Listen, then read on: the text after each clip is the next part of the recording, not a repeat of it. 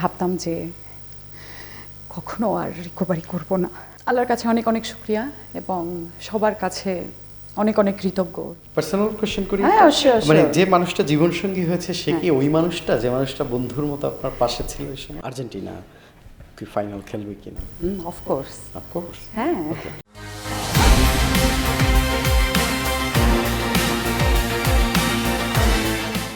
দর্শক, চ্যানেল আইয়ের সাথে এই মুহূর্তে আলোচনায় আছে একজন জীবনজয়ী মানে ক্যান্সার জয়ী নারী এবং পাশাপাশি তিনি লেডি বাইকার এবং আর্জেন্টাইন ফ্যানও বটে, সেটা তো ইতোমধ্যে প্রমাণ পেয়েছেন। তার নাম হচ্ছে, একটু আমরা দেখতে চাই কে, তাহি। তাহি, কেমন আছেন আপনি? আলহামদুলিল্লাহ, আপনাদের দয়া ভালো আছি। টিএসসিতে তো আসলে অনেক মুহূর্তের ভিডিওস বা ছবি ভাইরাল হয়, ইতিবাচক কিংবা নেতিবাচক, বাট আপনার একটা ছবি আর্জেন্টিনার জার্সি পরা, ওইটা খুব শেয়ার হয়েছে বা মানুষ দেখেছে, বিশেষ করে দেখেছে যে বাংলাদেশি সুন্দরী তরুণী আর্জেন্টাইন জার্সি পরা, আমরা যেটা গ্যালারিতে দেখি। এই যে টিএসসি গিয়ে খেলা দেখা, এই বিশ্বকাপের উন্মাদনা, এটা কেমন লাগে? আসলে ওইটা ছিল আমার প্রথম দিন, মানে প্রথম যেদিন আর্জেন্টিনার খেলা হলো ওদিন আমরা আমাদের পরিবারের এবং আমরা ফ্রেন্ডরা সবাই মানে প্ল্যান করলাম যে আমরা বড় স্ক্রিনে খেলাটা দেখব, যেহেতু ফার্স্ট টুর্নামেন্ট। সেই জায়গা থেকে আমরা টিএসসি চলে গিয়েছিলাম এবং অনেক সকালবেলা। সো সবার সাথে আসলে খেলা দেখার মজাটা অন্যরকম। হ্যাঁ, আমরা চাইলে এখন বাসায় দেখি বা চাইলে বাসায় দেখা যেত, কিন্তু এই যে প্রথম দিনের একটা উন্মাদনা, মানুষের মধ্যে যে একটা আনন্দ উল্লাস, এটাকে দেখার জন্য বা নিজেও এটার সাথে তাল মিলানোর জন্য, এনজয় করার জন্যই মূলত ওখানে যাওয়া। আর্জেন্টাইন টি শার্ট পরে একটা মেয়ে তো দেখলাম খুব ব্যাডলি ভাইরাল হয়েছে, ওকে আপনার কি বলার আছে? শুধু কি আর্জেন্টিনার, ব্রাজিলের হয়নি? এবার আর্জেন্টিনাটা একটু চোখে পড়লাম, কিন্তু বায়াসড না না, এটা আপনি ভুল বললেন। ব্রাজিলের একটা মেয়ে আছে, ওই যে শাকিরার যে গানটাকে একদম মানে পচাই ফেলছে, ও নাচতে নাচতে পুরো ফেসবুক, ইনস্টা সব জায়গায় আপনি দেখেছেন যে চ্যানেলে চ্যানেলে গিয়েও সে ইন্টারভিউ দিচ্ছে এবং তার মানে হচ্ছে হোস্ট হচ্ছে লায়লা। সো সেটা নিয়ে আপনি কিছু বলেন। ওকে, ব্রাজিল আর্জেন্টিনার এই যে নেতিবাচকভাবে যেটা ভাইরাল হচ্ছে, সমালোচনা হচ্ছে, বিশেষ করে আমাদের দেশের যেসব খেলা উৎসাহী বা ক্রীড়াপ্রেমী মেয়েরা যখন দেখতে যায়, তাদের জন্য এটা নেতিবাচক প্রভাব পড়ে কিনা?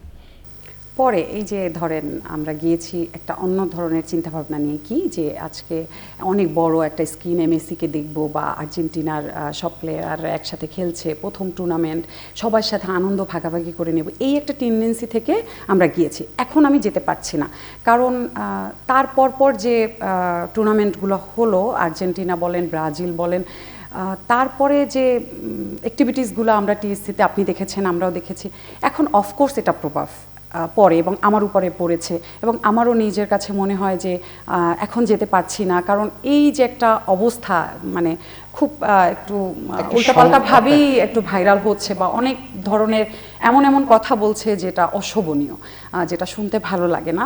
তো ওই জায়গা থেকে আসলে নিজেও যেতে পারি না, খারাপ লাগে এবং মাঝে মাঝে মনে হয় যে না যাই, আবার বাধা একটা কাজ করে যে না, এরকম একটা পরিবেশ আসলে যাব না। আর্জেন্টাইন ফ্যান বা আর্জেন্টিনার ভক্ত কিভাবে হলেন? সেইটা আসলে বলতে গেলে আমি তখন অনেক ছোট, ক্লাস 7-এ পড়ি আর 6-এ, 2014 সাল। আমি তখন মানে রোজার টাইম ছিল, আমার এখনও মনে আছে, আমি ওইটা মনে পড়লে আমার এখনও অনেক খারাপ লাগে। আমি এত ছোট, ওই টাইমে আমি কিভাবে আর্জেন্টিনাকে চুজ করি, মেসিকে আমার ভালো লাগে, আই ডোন্ট নো, কারণ ওই টাইমটাতে আমাদের ফোন ছিল না, কিছুই ছিল না, সোশ্যাল মিডিয়া কিছুই না, নাথিং। টিভিতে আমরা খেলা দেখি। হ্যাঁ, আমার মনে আছে যে আমি ভোর রাতে সেহরি খেতে উঠছি, তো আমার চোখ থেকে পানি পড়তেছিল যে যখন ওরা হচ্ছে করলো, মানে ঠকলো জার্মানির কাছে, এবং ফার্স্টে হচ্ছে আর্জেন্টিনা গোল দিয়েছিল, যেটা হচ্ছে হয়েছিল, কি বলে এটাকে, গোল হয় না, অফসাইড। হ্যাঁ, অফসাইড হয়েছিল। তো ওই টাইমটাতে মানে আমি এত ছোট, কিন্তু এত ইমোশন কাজ করেছে এবং মানে আমার চোখ থেকে পানি পড়তেছিল, আমি ভাত খেতে পারছিলাম না ওই জায়গাটা থেকে। ওই যে তখন যে আমি দেখে ওই ম্যাচটা ফ্যান হয়েছি ওই টাইমটাতে, 2014 তাইলে বলতে পারি। তারপর থেকেই ওর প্রতি একটা ইমোশন বলেন, ভালোবাসা বলেন, মানে ওই জায়গাটা থেকেই, তারপর থেকে আর আর্জেন্টিনা থেকে বের হয়ে আসতে পারিনি। আজও সেই ইমোশনটাই কাজ করে। এখন ওরা আরও অনেক ভালো খেলছে, অনেক দূরে এগিয়ে যাচ্ছে, কিন্তু তারপর ওই দিনটা মনে আছে। মনে আছে, হ্যাঁ। এবারের বিশ্বকাপ নিয়ে নিজস্ব প্রেডিকশন বা অনুভূতি যায়, আর্জেন্টিনা কি ফাইনাল খেলবে কিনা? অফকোর্স। সুখ ও আনন্দের ধারায় ছোট সংসার হোক পরিবার পরিকল্পনায় জনস্বার্থে সেন্সেশন। আর্জেন্টিনা ইনশাল্লাহ এবছরও কাপ নিবে, এটাই আমরা অ্যাজ এ আর্জেন্টিনার ফ্যান বা মেসির ফ্যান আমরা তো এটাই এক্সপেক্ট করব, এটাই স্বাভাবিক। মেসি কি আগামী বিশ্বকাপ হয়তো আর খেলবে না? আমরা যখন 22-এ আমরা দেখেছিলাম যখন খেলেছিল, এরকমই একটা অফিসিয়ালি কোনো ডিক্লারেশন ছিল না, কিন্তু একটা গুঞ্জন ছিল হয়তো যে আমরা পাবো হ্যাঁ কি আমরা পাবো পাবো না। না। এবারও সেমটাই শুনেছি, কিন্তু অফিসিয়ালি কোনো কিছু আমরা এখনো জানতে পারিনি। ও যদি ফিট অ্যান্ড ফাইন থাকে অবশ্যই হয়তো খেলবে, আমরা চাই খেলুক। কিন্তু ও এই বয়সে এসেও যে কামাল দেখাচ্ছে, মনে হচ্ছে যে সুইট 16। সো দেখা যায়। আমরা একটু ভিন্ন প্রসঙ্গে আসি। sure. আপনি লেডি বাইক চালান, এই বাইক চালানোর সাথে স্পোর্টসের কিন্তু একটা ভালো, এটা এক ধরনের স্পোর্টস অ্যাক্টিভিটি হিসেবে ধরে। এবং আমি স্পোর্টস বাইকই চালাই, চালান। R15 V3। সেইখান থেকে আসলে মানে বাইক চালানোটা কিভাবে যুক্ত হলেন বা এই জায়গায় ইমোশনে কিভাবে আসলো? আমি কিন্তু গাড়িতে উঠতে পারি না, এই যে বমিটিং একটা প্রবলেম, ওই জায়গাটা থেকেই আমার আসলে বাইকে আসা। ওই জায়গা থেকেই হচ্ছে শিফট করি, তারপরে একটা ভালো লাগা, ভালোবাসা, ইমোশন সব কিছু মিলিয়ে এটাকে আর ছাড়তে পারি না। আমি যদি ভুল না করি, আপনি ঠিক 2024-এ মানে আজকে থেকে প্রায় 1.5-2 বছর আগে একটা ইন্টারভিউ দিয়েছিলেন ক্যান্সার থেকে। তখন হচ্ছে আপনার চুলও কিন্তু ওঠেনি, মানে একদম just ছোট হ্যাঁ, ছোট চুল হ্যাঁ, ছিল। হয়েছিল মাত্র 3 মাস বা 4 মাস হবে আপনাদের এখানে মানে ইন্টারভিউ দিয়েছি, রিকভারি করেছি। এখন তো পুরো সত্যি সত্যি চুল হয়েছে। তখন ভাবতাম যে চুলই হবে না, মানে আর কখনো চুল হবে না ওই টাইমটাতে। এই চুল আপনার কতটা প্রিয়?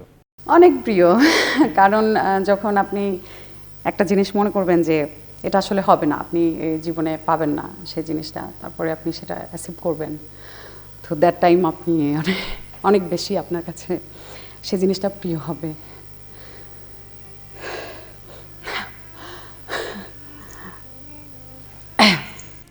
এই চুলকে কি আয়নার সামনে গিয়ে দেখেন আর তখনকার কথা মনে পড়ে যে চুল পড়ে যেত? আমি তো দেখেছি আপনার ভিডিও, উঠে যাচ্ছে চুল কেমনের সময়। সরি,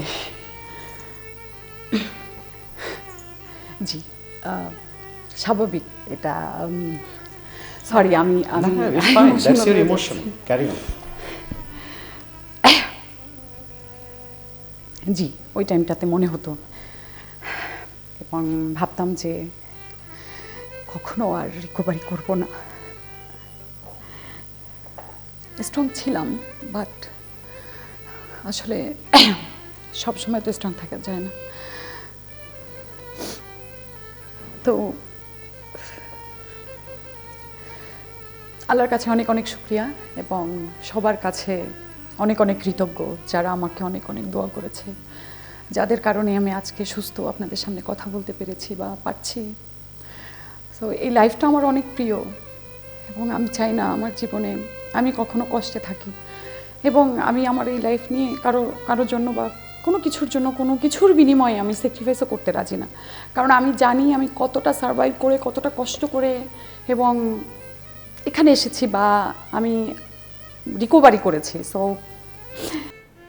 মানে জীবনে আসলে কম্প্রোমাইজ না করা বা সুখে থাকা, যে কথাটি আপনি বলছিলেন, আসলে আপনি তো মানে মৃত্যুকে জয় করে এসেছেন, ক্যান্সারকে জয় করেছেন। সেই ছোট চুল আজ বড় হয়েছে 2 বছর আগে আমি যখন দেখেছিলাম। তো যে মানুষটা আসলে মৃত্যুকে জয় করতে পারে তার আসলে কম্প্রোমাইজ করার কি আছে? আমি একটু যদি প্রশ্ন করি, আচ্ছা, তারপরেও কম্প্রোমাইজ করতে হয় কিনা, কি মনে হয়? মানে জীবনে চলার পথে আমাদের মানে চলার পথটা তো স্মুথ হয় না, আমাদের অনেক কিছু পাড়ি দিতে হয় বা অনেক ধরনের প্রবলেম আমরা ফেস করি। এই জায়গাটাতে অনেক দায়িত্ববোধ থাকে, অনেক বার্নিংস থাকে, অনেক ধরনের অনেক কিছু। সো ওই জায়গাটাই আমি বলতে চাই, এটার জন্যই ওই কথাটা বলা। আমি এগুলা আমার নিজের জীবনের সাথে আমি কোনো কিছুই আর মানে নিজের জীবনকে কষ্ট দিয়ে স্যাক্রিফাইস করা বা বার্নিংসে থাকা এই ধরনের কোনো কিছুই আমি করতে চাই না। আমি আমাকে শুধু ভালোবাসতে চাই। পৃথিবীতে যদি আপনি এখন আমাকে প্রশ্ন করেন সব থেকে কাকে বেশি ভালোবাসো, তাহলে আমার প্রশ্নটা হবে আমি আমাকে সব থেকে ভালোবাসি। কিন্তু ক্যান্সারের আগে আমি এই কথাটা বলতাম না, বলতে পারতামও না, এবং সব সময় মনে হইতো আমি আমার পরিবারকে ভালোবাসি বা আদার্স কাউকে বন্ধু ভালোবাসি বান্ধব বা বা হ্যাঁ এরকম, প্রিয়জন। কিন্তু এখন আমি এটা বলবো না এবং ইন ফিউচারেও বলবো না। আমি যতদিন বেঁচে থাকবো আমি বলবো আমি শুধু আমাকে ভালোবাসি এবং প্রতিটা মানুষ সর্বপ্রথম নিজেকেই বাসা উচিত, আমি এটা মনে করি। সো ওই জায়গাটা থেকে আমার এই মানে এক্সপিরিয়েন্স হলো এবং আপনি আপনার চুলকেও ভালোবাসবেন। হ্যাঁ অফকোর্স, আমি আপনার চুলের আমার emotionটা শরীরের প্রতিটা অংশকে ভালোবাসবো, কারণ কারণ আমার শরীরের প্রতিটা অংশ পড়ে গিয়েছিল, আমার নখ পড়ে গিয়েছিল, আমার কিছুই ছিল না, নাথিং। সো আমি আমার প্রতিটা জিনিসকে ভালোবাসি। ক্যান্সার জয়ের পরে আসলে তো অনেক স্বপ্ন দেখেছেন বা বেডে বসে অনেক কিছু, যেখান থেকে দুর্দান্ত মানে লেডি বেকার সে বেডে পড়ে গেল, এরপরে কামব্যাক করার পরে আসলে যে স্বপ্নগুলো পূরণ করার ছোট ছোট আপনার স্বপ্ন দেখি, সেখান থেকে তাই আসলে কি কি পূরণ করেছে? সর্বপ্রথম স্বপ্ন ছিল যখন বেডে পড়েছিলাম অনেক বেশি আকাশ দেখার। আই ডোন্ট নো, আমার মনে হতো যে উফ, আমি যদি একটু মন খুলে বাহিরে গিয়ে একটু আকাশ দেখতে পারতাম, খোলা আকাশের নিচে তাকিয়ে একটু গায়ে বাতাস লাগাতে পারতাম, এটাই ছিল সব থেকে বড় স্বপ্ন ওই মুহূর্তে। কারণ আমি তো ঘরবন্দি থাকতাম ওই টাইমে, আমার তো বের হওয়ার মতো অবস্থা ছিল না। সো সবসময় মনে হতো যে আমি একটু আকাশ দেখতে পারতাম, একটু বাতাস লাগাতে পারতাম, এটাই ছিল সব থেকে বড় স্বপ্ন। সো যখন আমি সুস্থ হয়েছি, এটা তো হয়েছে এবং আলহামদুলিল্লাহ আমি ভালো আছি, সুস্থ আছি সকলের তো। একদম শেষের দিকে আপনার যারা ফলো করে আপনাকে, আপনার কন্টেন্ট দেখে অনেকে, ব্যক্তিগত লাইফ, বিশেষ করে আপনার ক্যান্সার জার্নিটাকে, ওইটাকে মানুষ অনেকটা বেশি অনুপ্রেরণার জায়গা থেকে দেখেছেন এবং স্পেশালি এরকম একটা স্পোর্টসের শো আপনাকে ডাকার উদ্দেশ্য, স্পোর্টস অনেক শক্তিশালী একটা বিষয়। আপনিও আর্জেন্টাইন ফ্যান, খুব হৃদয় থেকে আর্জেন্টিনাকে ভালোবাসেন। পাশাপাশি আপনার এই যে ফিরে আসাটা, আমি সেই 2024-এ কথা বলেছিলাম আপনার সাথে, আজকে 2026, একটু জানুক মানুষ যে আপনার জীবনের যে সুন্দর পরিবর্তন, আপনার চুল বড় হয়ে গেছে। চুল বড় হওয়ার সাথে সাথে তখন 2024-এ যখন ইন্টারভিউ নিয়েছিলেন তখন আমি সিঙ্গেল ছিলাম, এখন পরিবর্তন বলতে গেলে আমি এখন ম্যারিড। সো এটা তো মেয়েদের জীবনের অনেক বড় একটা পরিবর্তন, বা যে কোনো মানুষের জীবনে অনেক বড় একটা পরিবর্তন। সো বিয়ে করেছি, আস্তে আস্তে গুছাচ্ছি সব কিছু, ভালো আমি আছি। একটু পার্সোনাল কোশ্চেন করি, হ্যাঁ, অবশ্যই, মানে অবশ্যই। যে মানুষটা জীবনসঙ্গী হয়েছে সে কি ওই মানুষটা যে মানুষটা বন্ধুর মতো আপনার পাশে ছিল ওই সময়? আপনারা যেভাবে তাকে দূর থেকে না দেখে এতটা ভালোবাসা দিয়েছেন, এত অ্যাপ্রিসিয়েট করেছেন, এত ইন্টারভিউতে আমি এত কমেন্টস দেখেছি, আমি কিন্তু কমেন্টস করিনি বা কোনো ভিডিও আমি শেয়ার করিনি, কিন্তু আমি কমেন্টস পড়েছি একদম। যে সবাই যেভাবে বলেছে যে আপু আপনি যদি ওনাকে বিয়ে না করেন তাহলে আল্লাহর কাছে ঠেকে যাবেন। না, এটা আমাদেরও মনে হচ্ছিল এই সময়। তো সবার এত কমেন্টস দেখে আমি কি তাকে না বিয়ে করে থাকতে পারি বলেন? আমি কি অন্য একটা মানুষকে বিয়ে করলে আমি কি ভালো থাকতাম? আই ডোন্ট নো, আল্লাহ ভালো জানে ভালো থাকতাম কিনা, তবে তাকে বিয়ে করেছি। এই ভালো থাকাটা একটা মানে এখনকার সময়ে ওই মানুষটা কি করা, সেটা কিছু বিষয় থাকে না যে ফরজ আমরা বলি, তো ব্যাপারটা ওইরকমই ছিল। জীবনের সবচেয়ে কঠিন মুহূর্তে যে মানুষটা আপনার পাশে ছিল এবং সেও জানতো যে আপনি হয়তো মারাও যেতে পারি, হ্যাঁ, কারণ আমার পরিবারের মানুষ মনে করেছে মরে যাব, আর সে তো আমার কত দূরের মানুষ। হ্যাঁ, সে স্বাভাবিক। যখন পাশে ছিল, সাপোর্ট করেছিল, ব্লাইন্ড লাভ ছিল, একটা জীবনের একটা পার্ট তো, হ্যাঁ, একটা রানওয়েতে একটা রান হতেই পারে। ওই টাইমে মনে হয়েছে যে যদি আমি বিয়ে না করি, ইন ফিউচারে অন্য কাউকে যদি বিয়ে করি, সেখানে যদি অ্যাক্সিডেন্টলি কিছু একটা হতো, তখন আমার মনে হতো কি আল্লাহ ওই মানুষটাকে বিয়ে করি নেই, তাই হতে পারে, এই যে একটা জায়গা ছিল। তো এই জায়গাটা থেকে আসলে বিয়ে করা বা এত সাপোর্ট বলেন, আর সবার বিশেষ করে হচ্ছে আমাদের দেশের মানুষ যারা আছেন সবাই বলেছে যে মানুষের বড়দের কথা শুনতে হয়, মানুষের কথাও মাঝে মাঝে শুনতে হয়। তো সব মিলিয়ে আর কি এইরকম একটা ডিসিশনে আসা, এবং সেও চেয়েছে, তার পরিবার চেয়েছে। আমি সুস্থ হওয়ার পর তার পরিবার থেকে আমার পরিবারকে প্রস্তাব দেওয়া হয়েছিল, কিন্তু যখন আমার ক্যান্সার হয়নি তার আগে থেকে আমরা কখনো প্ল্যানিং করিনি যে আমরা ভালো বন্ধুর মতোই, মানে প্রেমিকা না, মানে প্রেমিক না, বন্ধুর মতোই ছিল। ওই জায়গাটা আমরা ওই সময় ক্লিয়ার হয়েছিল। তো সেই জায়গা থেকে আমি আমার পক্ষ থেকে মানে আমি ভাবার জন্য একটু টাইমও নেই, আমি বলেছি ঠিক আছে যেটা ভালো মনে হয় সেটাই করো।